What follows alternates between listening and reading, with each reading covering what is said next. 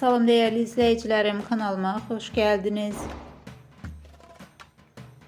Ekranların sevilen siması Yağmur Yüksel sosyal medyada yeniden gündemdedir.